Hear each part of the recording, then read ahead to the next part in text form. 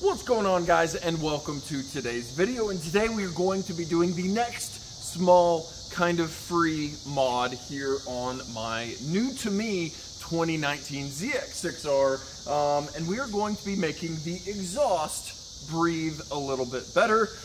Now, if you saw the previous video with the bike, this 2019 ZX6R already has the Kawasaki slip-on muffler and the mid-pipe, so it is already very free-flowing and considerably lighter weight. I wish I had the factory system here at the house so I could compare, but the factory muffler and pre-muffler, which goes in place of that middle section, are extremely heavy in comparison. So today what we're going to be doing is pulling the factory header off and decatting the factory header. Now that might kind of seem weird that you are removing the cat from the factory header, but if you were to buy any aftermarket header for any motorcycle, they have no cats in them. So you aren't doing anything bad, I guess, compared to if you were just buying an aftermarket header. It wouldn't have a cat, you'd be doing the same thing. So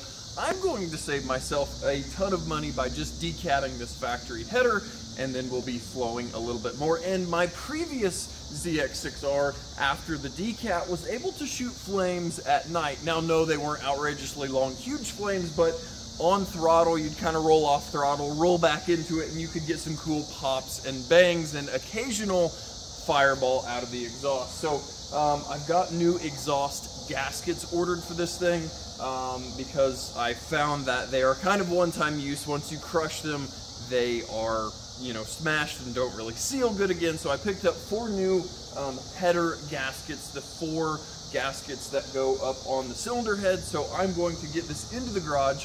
We're going to hopefully get this torn down, get the header off. We're going to see how horrible it is to hollow this cat out and then get it back on and go out and ride this thing. So I guess I will fire this up real quick. It is already warm. This is not a cold start since I did ride it to work today. So we'll probably move you guys behind and then maybe do just a few revs here.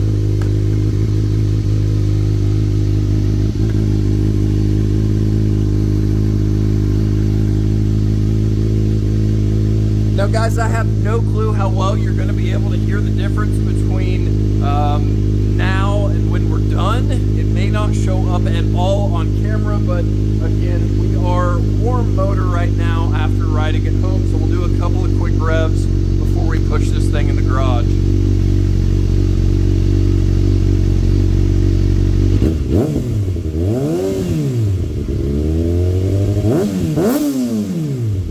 Alright, guys, so we've got the bike here in the garage, and I've already got it decently scattered apart. We've got both of the front lower side fairings off. We've got the exhaust starting to get loosened up. We've got our O2 sensor out of the bike. Now, I did mention the new exhaust gaskets. These are the factory Kawasaki gaskets for the header to the cylinder head. If you are wondering what these gasket part numbers are, they are 11061-1387, at least for this 2019 ZX6R. So I've got 4 of those, so we will be able to put some fresh gaskets on this thing. So like I said, here is our cat right there. We've got our O2 sensor pulled out. I've got an exhaust clamp loose there. We're going to take the whole cat back section off, and then you guys can maybe see right through there, we've got the header bolts, or the nuts, I guess I should say. We've got 2 on each pipe. And yeah, there's a radiator in the way. It's just not going to be very fun. I'm gonna have to kind of flex, work my hand up into the fairings. Yes, you could pull the radiator, but man, I really don't want to lose any coolant, so I'm just going to battle with it. Luckily, I have had the Milwaukee fan blowing on this thing, cooling it off, so it's already decently cooled down. I can already touch the pipes and get to everything. So I'm going to continue on tearing this thing apart, and then hopefully we will be doing some destruction there on our cat. All right guys, so with very little effort, actually the factory header came off this thing. I was able just to kind of reach up with a small ratchet and get everything loose, then everything spun off by hand. So yeah, it came off very, very easily. Now here are those original copper crush exhaust gaskets that you definitely do not want to reuse. Make sure you order new if you are going to do this. And here is our factory header. And then if you guys can see, there is our cat converter material down there. Now you may be wondering, why don't you just buy an aftermarket header and be done with it? Now, I've watched a few Chris Moore of Moore Mafia. He's a big tuner guy for motorcycles. I've watched a few of his videos where guys have put aftermarket headers, had their bike tuned prior to putting the header, then put the header on. He's ran the thing back to back and they didn't really gain any power. So I myself am more so doing this for noise, a little bit more exhaust noise out of the back. And yes, the bike will flow, the exhaust will flow better. An engine at the end of the day is just an air compressor. You are trying to get air in as efficiently and out as efficiently as possible. And yes, a catalytic converter is a restriction in the exhaust, albeit a very small one with high flow cats of nowadays. But like I said, my previous bike, it shot fire after I did a decat, and that is basically what we're going for here. A little more noise, a little more fire. So there is no rhyme or reason or method, I guess I should say, to cat removal or decat.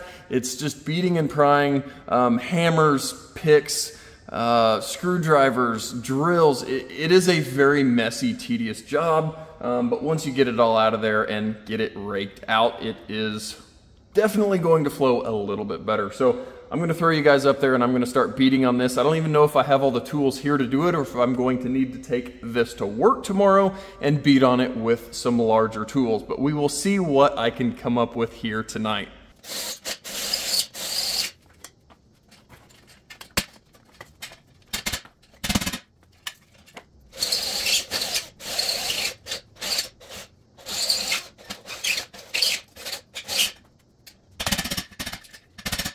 Alright guys, so I ended up getting this thing finally hollowed out. I ended up taking it to work so I could use an air hammer to, air hammer through the end here. And every time I do this, which I've done this 3 times now with each bike, I forget how horrible of a job this actually is. That cap material is incredibly hard. You're just working to break it up, get it turned, get it broken up enough where you can shake it out of the exhaust. It is an absolute pain in the butt to do. I'll see if you guys can see here. Kind of, if I had a light.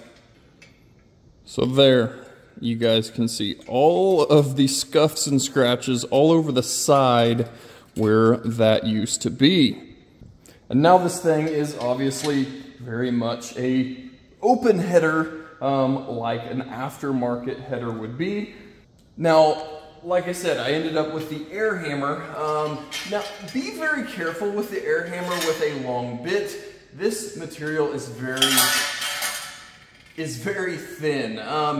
You could definitely cut through the inside of the exhaust and have to take it down to an exhaust shop to have them weld that back up. I, of course, definitely did not do that and definitely didn't have to run it down on my lunch break to get that welded closed. I'm just saying, if you're very careless and don't watch what you're doing, you could possibly have to have your exhaust welded back up. So again, definitely didn't do that on mine at all, but again, just be thoughtful as you are beating and prying that this exhaust is relatively thin metal and you could cut through the pipe.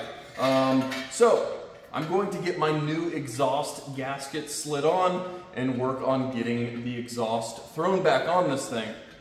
Now, one thing I did remember to do is bring this monstrosity home. This is the factory exhaust here. We've got the pre-muffler, which comes off of that factory header to the pre-muffler to this exhaust valve into this huge muffler. And I know you guys obviously can't tell, but this thing is really, really heavy, like awkwardly heavy. Most of it is that exhaust, or the muffler, I should say, versus our aftermarket Akrapovic exhaust, which is just like absolutely feather light in comparison. And again, guys, there is that exhaust valve, which is controlled with the computer to open and close. As far as I know, it is mostly for sound restriction for EPA compliance, but I believe it also claims, you know, it can create back pressure to help torque down low, etc. But again, they always run better with an aftermarket exhaust. So once that big, huge, heavy thing is gone, we've got more flow, and we now have many pounds off the bike. So again, I'm going to throw this thing on, and then we'll go out and drive this thing and hope it makes some cool pops and bangs and shoots fire now.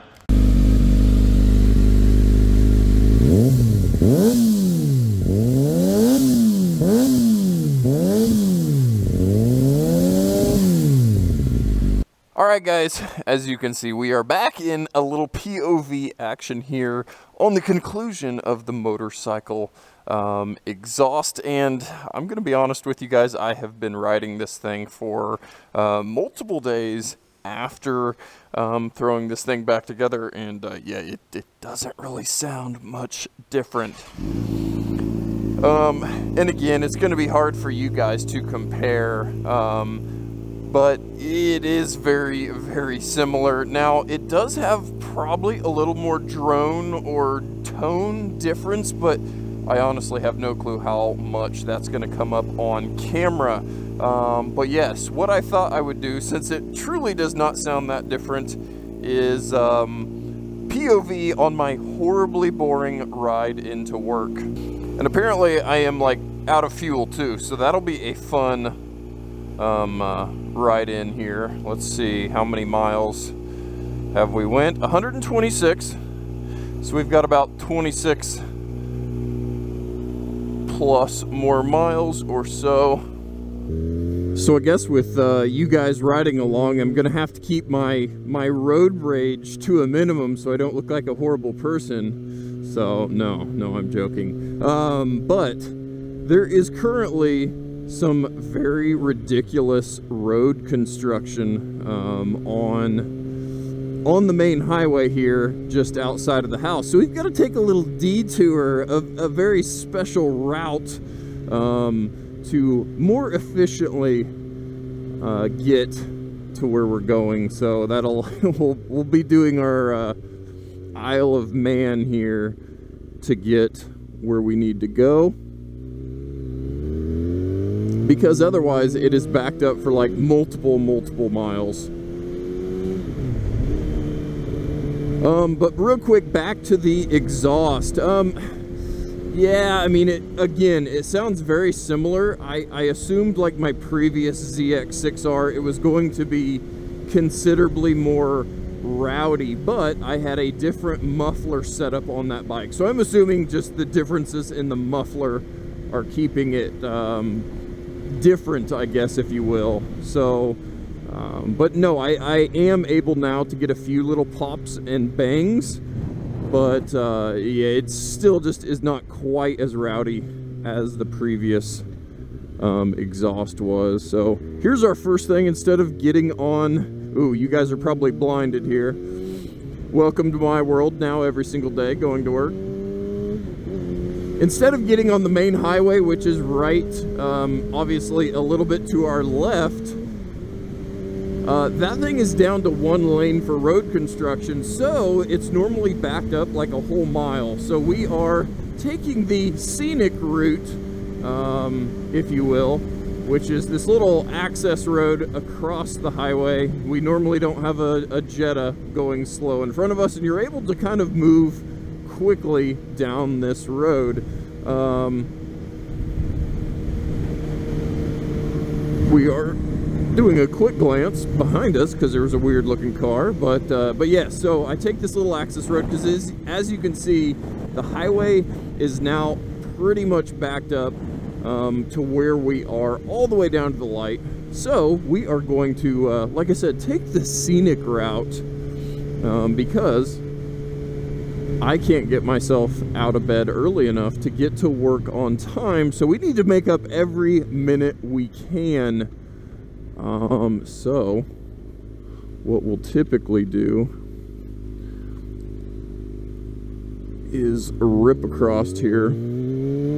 Some days this thing is backed up miles and miles and we have to go over behind the Ford dealership and do a little detour through their back lot. But today it looks like we are a little better off.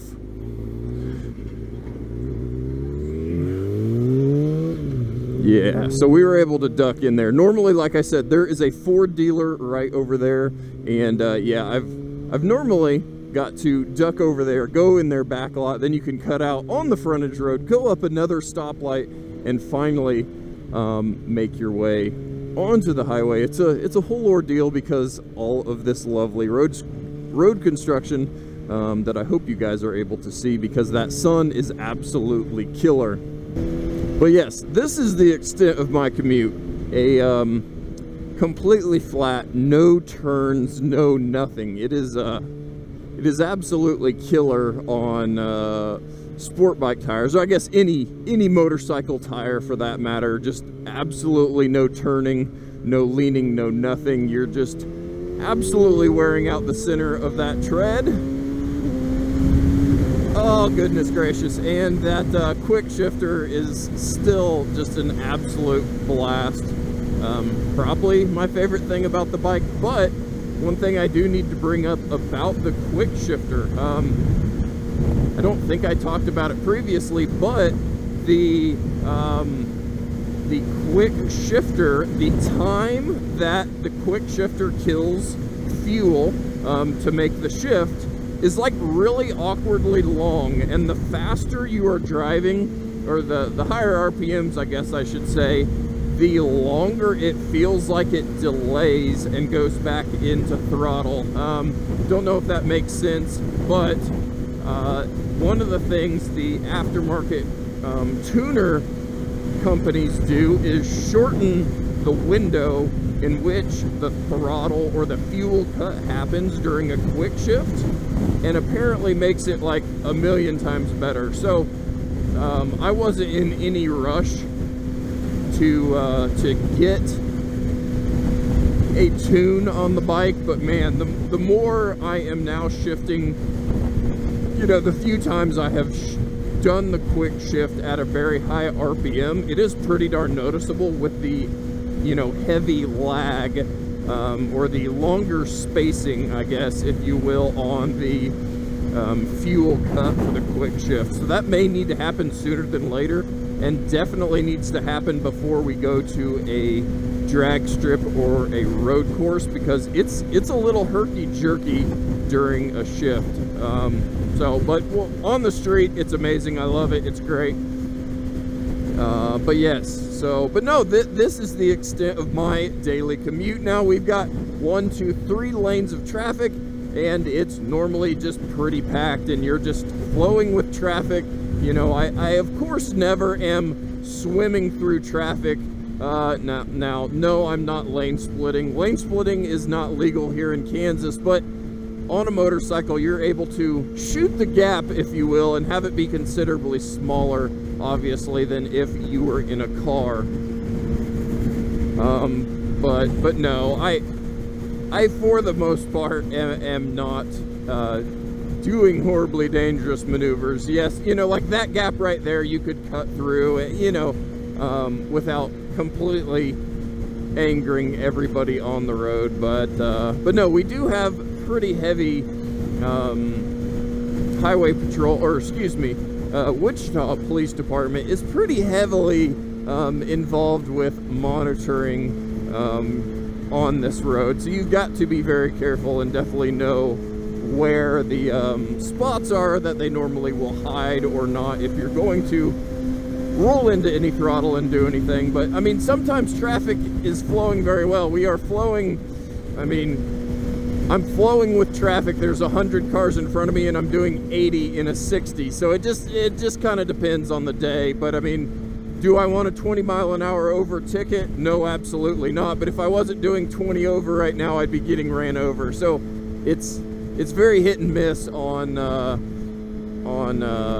that. But hey, we do have a very clean TJ over there.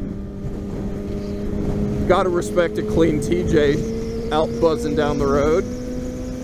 I guess this will turn into car spotting, since we have absolutely no, you know, cool twisty roads here on my morning commute. And again, I don't know if you guys can even see with the ridiculous sun that I drive into every day. Ooh, and then it looks like we're going to come to a complete stop up here with a crash. This also happens almost every single day. And this is kind of where it is sketchy. You know, a lot of guys say, man, I can't believe you ride a motorcycle in all that traffic. And again, this is Wichita, this isn't LA or something crazy, but still, I mean, a lot of, you know, 3 lanes of just standing traffic. You know, it's almost more of an issue when traffic comes to a stop, because you're going to have some, you know, we've got a big, huge Peterbilt or Kenworth behind us that if they didn't see us, they would hurt the bike a little bit, and maybe myself. So, you know, that I am typically in the left lane because I'm moving at a decent clip, but I'm always riding in the very left. As you can see, we're darn near on the yellow line there, and I like to have a way out. That's one of the things they talk about in motorcycle safety course, which I did take, and I highly recommend to anybody getting into motorcycles is taking a motorcycle safety course, is always being able to find a way out. If I'm over here in the very left side of the lane, if there's somebody barreling up behind me or traffic stops in front of me and I don't see it until the last second, I can quickly just dab the bike over into the shoulder and have a clear lane, not to lane split, but to not crash into this Volkswagen Passat in front of us and hopefully continue on with life here. And again, if I'm over here in the right side of this lane, I've got a lot less area, a lot less room for error, because I've got a big truck. You know, you're just a lot more pinched over here than you would be on the left side of the lane. Now, obviously, that doesn't really play if you are, you know, in the center lane. You just always want to be looking for a way out, or have a route to go here. So that's, I don't know. Again, one of the things they teach you in the motorcycle safety course, which I really feel like I took something from in doing that couple day long course. And you got to ride someone else's motorcycle, so that was fun too.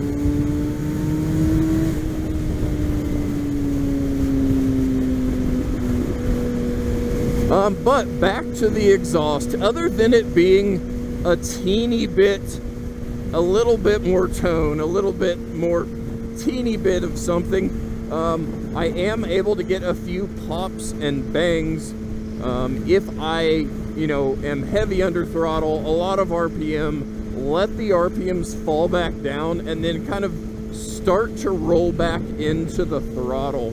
I can, you know, get a few bangs occasionally. The other morning it was really nice and cold, driving into work, going under an overpass, and kind of timed it perfectly, rolled back into throttle, and had a really cool backfire, boom, pop, whatever you want to call it. So it will do it, but it is not as willing to do the pops and bangs as my previous bike was. And I'm just, like I said, assuming that's from the different muffler. This is a full-length muffler. My other one was a stock muffler that I had chopped up and de-baffled and done all of that mess too. So again, I'm sure it's just the differences in mufflers, but yeah,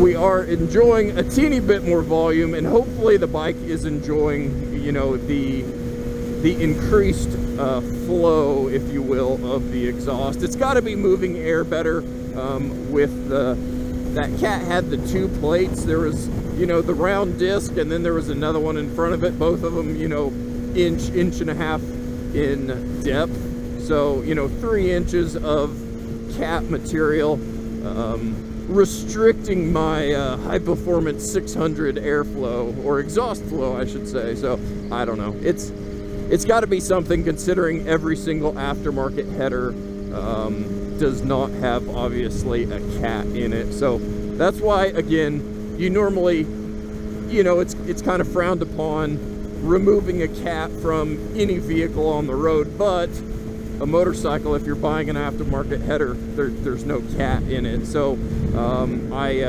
again, if I were to spend $1,000 and put a fancy header on it, there'd be no cat. So I don't feel too bad about removing the cat that was on it. So but yeah, this is the most excitement in my commute, is a big slowdown because of something. And other than that, you're just driving straight down the road, watching out for yahoos driving into you. We'll see if we can do the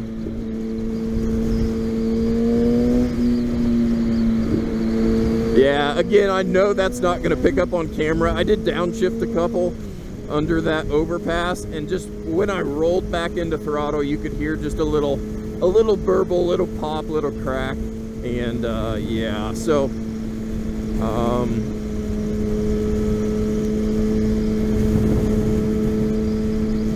but here is my other up here's my exit, where I exit for work every day, and this thing backs up offensively bad too. So you've got to decide, you've got to make a couple decisions really quick here as you are exiting on what you're gonna do, because there's a couple of options here. You can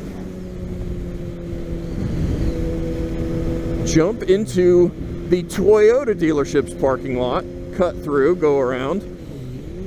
You can cut through this road, go around, but for like the first time ever in my life, of course, because you guys are riding with me here, we don't have anybody in the right lane. So we're able to pull up, make our complete stop, and roll away. What a crazy thing. Like I said, there is always like 50 cars lined up. I must have got it at just the right time.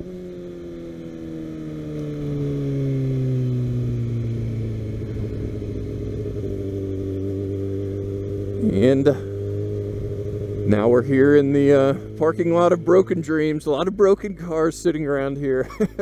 And perfect timing, because my dad actually works here, and you know, he gets here early enough before he's supposed to, and I get here late enough, so he actually pulled in at just the same time that I did, and that is his 2012 Road Glide Ultra that has a decent amount of miles on it.